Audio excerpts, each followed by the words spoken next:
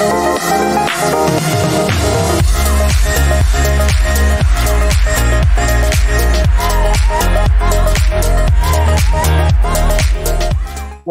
hello, and welcome everybody. I'm going to start off with a land acknowledgement video that I created. Danse, Oki, bonjour, hello. My name is Andrea Menard, and I am the new lead educational developer of Indigenizing Curricula and Pedagogies. I would like to start with a land acknowledgement. I am a guest on the stolen lands of the Cree, Blackfoot, Iroquois, Dene, Nakota Sioux, Saulteaux, Anishinaabe, Inuit, and the Métis nations. The area that the North Campus is situated on at the University of Alberta is called Amiskitchi-Waskagan in the Cree language, known as Beaver Hills House or Edmonton. I honor the treaties and ancestral lands that we are on today. And I would like to take the time to recognize Indigenous self-governance and sovereignty. Wow! If you would like to know more on Indigenous protocols at the U of A, I have put a link in the chat. As you know, some campuses at the University of Alberta sit on Treaty 6 territory. It's in the green on the map here. U of A is also on Treaty 7 territory down in the city of Calgary, also known as Mokinstis in the Blackfoot language, meaning elbow, for the Elbow River the city is on. It is also the Métis Nation Region 3 territory. U of A can also be in Treaty 8 if you're doing research on your own up north or with your class. Alberta also has Treaties 4 and 10 that often don't get recognized. The Métis Nation Region 4 is included in the university's land acknowledgement, as well as the people from various Indigenous nations that currently reside here in Edmonton.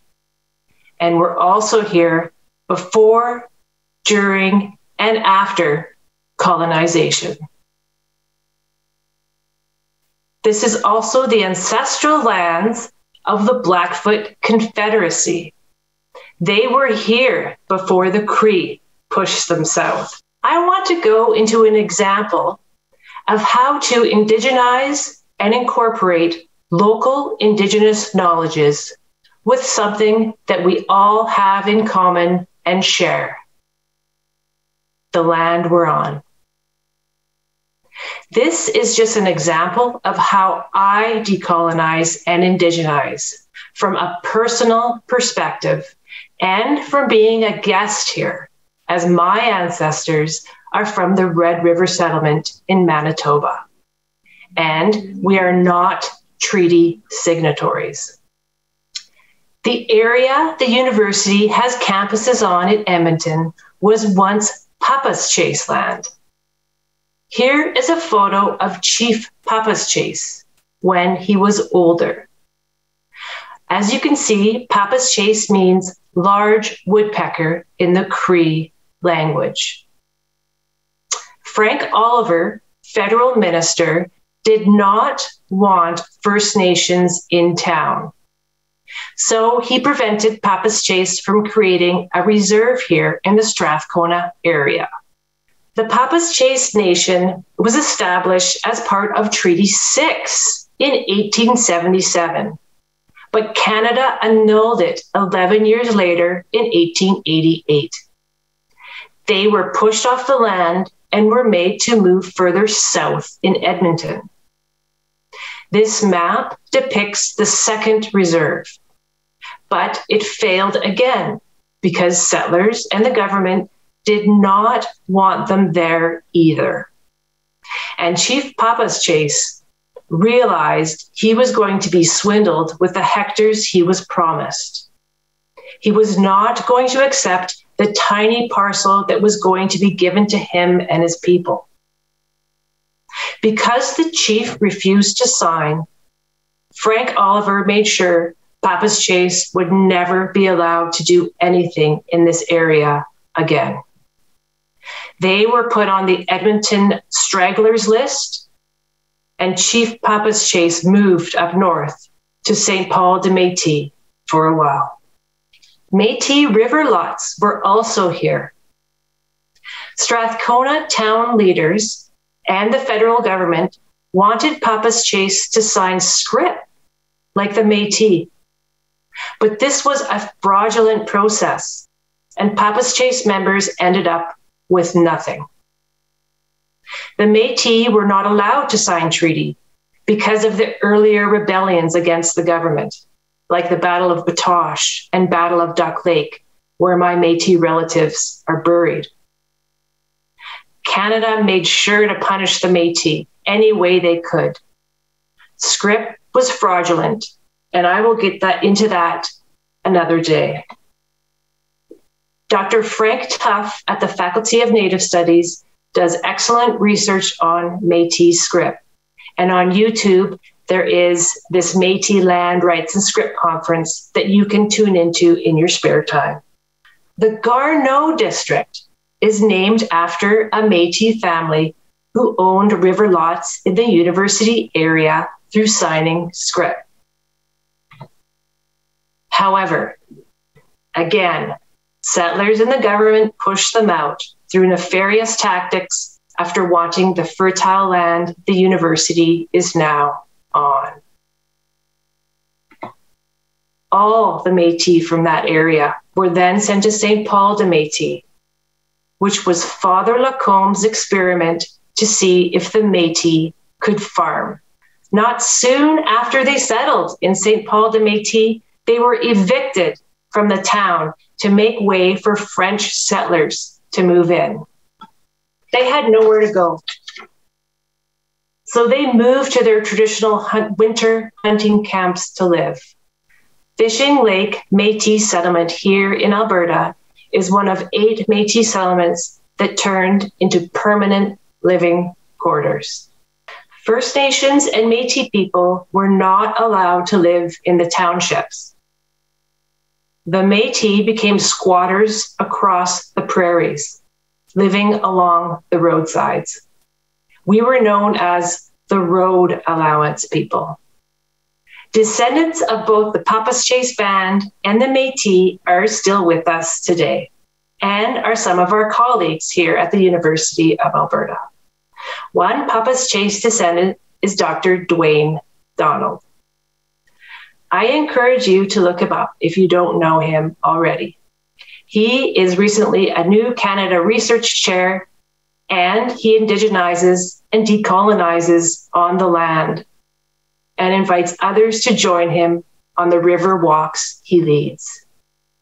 He states, if we really want to make a change, we can't continue to follow the same educational paradigms. It has to do with relationality. Of course, humans are cognitive beings, but meaningful learning also has to do with the holistic complexities of human perception of the world, physically, emotionally, and spiritually. Methods of examining erased spaces is crucial to understanding Indigenous peoples and everyone's place in it. Knowing that the University of Alberta sits on this history is an important exercise to practice as we walk through this world together, trying to forge ahead in a good way. reflecting on the land as an employee, an academic, and as a community member, personally and professionally, is important for indigenization, decolonization, and reconciliation.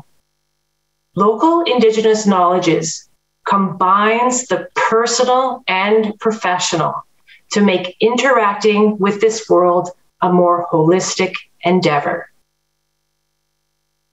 Local Indigenous peoples who are Cree call themselves Niaho, which means a Cree person. The root word of Niaho is the number 4. The number 4 also means the 4 aspects: spiritual, emotional, intellectual, and physical, like this medicine wheel depicted on the slide. Indigenous peoples are not functioning solely in one part. We function holistically in order to understand the world. Everything is related, or Wakotoan in the Cree language. The past, present, and future encompasses us now, physically, intellectually, spiritually, and emotionally. Part of reconciliation is respecting Indigenous peoples in this way. Knowing this and incorporating Indigenous peoples and knowledges into curricula and letting us lead can strengthen your class and lend an academic rigor in many ways you never expected. Now, from unpacking all of this, we have a simplified version of a land acknowledgement at the university. It is good that we have incorporated the treaty into the acknowledgement because of the legal and constitutional obligations that come along with treaty. The treaty is a nation-to-nation agreement. Indigenous peoples were never conquered. The treaty still lives and is binding today for all of us. This is also good to remember as we move ahead side by side. I hope this has brought you closer to what indigenization can be. I have put some extra land resources in the chat that you can watch on your own if you want. The university's first ever Indigenous strategic plan will be launched this Friday. Please join us in person or through live stream as we embark on this exciting new journey together. Thank you for being here today. Happy National Indigenous Month, everyone. Megwich, Marci, hi hi.